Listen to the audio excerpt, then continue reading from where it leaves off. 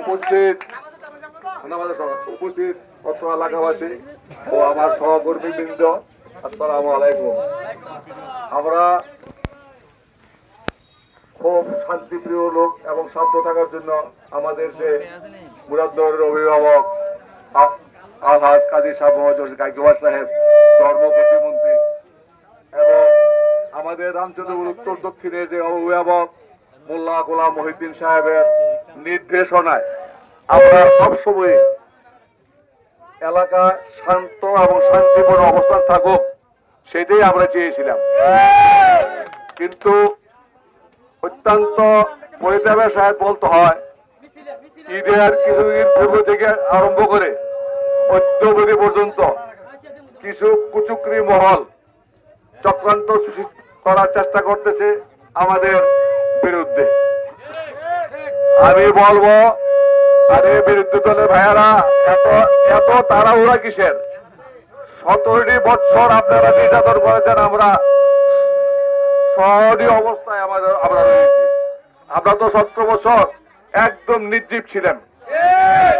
আপনারা এত ভুলে যান কেন? আমাদের এই কর্মী আপনারা এই কাছারিতে পিটিয়ে পিটিয়ে নির্মম ভাবে হত্যা করেছেন 21 দিনের বেলায়।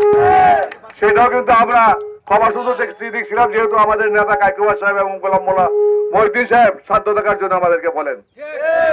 কিন্তু এই যে শুরু করেছেন, একটা কথা জানেন, সারা বাংলায় যারা ফ্যাসিস্ট ছিল, যারা আওয়ামী লীগ ছিল, যারা আওয়ামী লীগের দোষর ছিল, তারা কিন্তু সারা বাংলায় কোনো তাদের অস্তিত্ববিহীন হয়ে পড়ছে। তারা জেলে জুলুমে পলাতক অবস্থা আছে।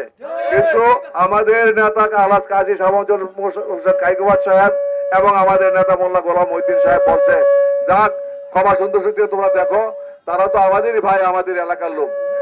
সেই তাদের কথা মানতে যাইয়া যদি আমরা চুপ থাকেন, আপনারা মনে করেন আমরা দুর্বল। না, আমরা দুর্বল না।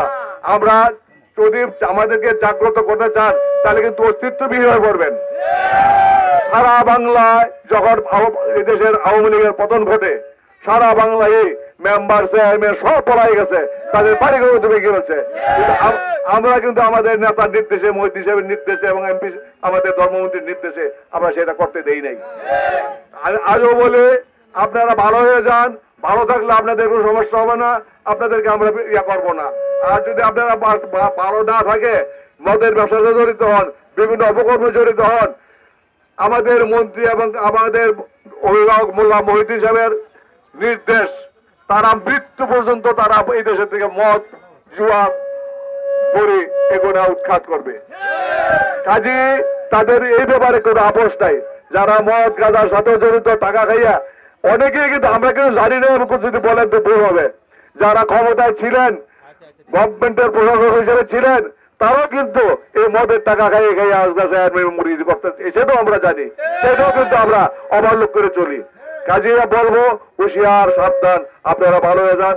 ভালো থাকলে আপনারা ভালো থাকবেন, আমরাও ভালো থাকবো। আর আমাদেরকে যদি না পেতে যান, তাহলে কিন্তু আমরা সেই ধরনের ব্যগ্র হইয়া আমরা বাংলার ভাগ হয়ে কিন্তু নামবো।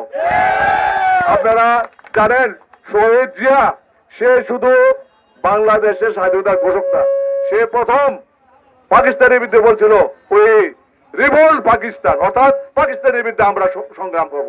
শহীদ জিয়া কিন্তু বলেছিল। শেখ মুজিব বলে নাই, কিন্তু শেখ মুজিবুর রহমান 71 সালে 25শে জানুয়ারি পর্যন্ত মার্চ পর্যন্ত চেয়েছিল কোন রকমের ক্ষমতা পায়, মন্ত্রিত্ব হইতে পারে। পাকিস্তান বাংলাদেশ হোক, এটা কিন্তু শেখ মুজিব চাইছে না। কিন্তু শহীদ জিয়া কিন্তু একমাত্র চাইছিল যে উই রিভোল্ট পাকিস্তান, পাকিস্তানের বিরুদ্ধে আমরাই সংগ্রাম করবো। আমরা কিন্তু সেই জিয়ার সৈনিক। কাজে আপনারা সাবধান হন, ভালো হন, এই বলে আমরা আমাদের নেতা আলহাজ কাজী গাইকোয়াড় সাহেবের পক্ষ থেকে এবং আমাদের মোল্লা গোলাম মহিউদ্দিন সাহেবের পক্ষ থেকে আপনাদেরকে সালাম জানিয়ে আমাদের বক্তব্য শেষ করছি। আসসালামু আলাইকুম ওয়া রাহমাতুল্লাহি ওয়া বারাকাতুহু।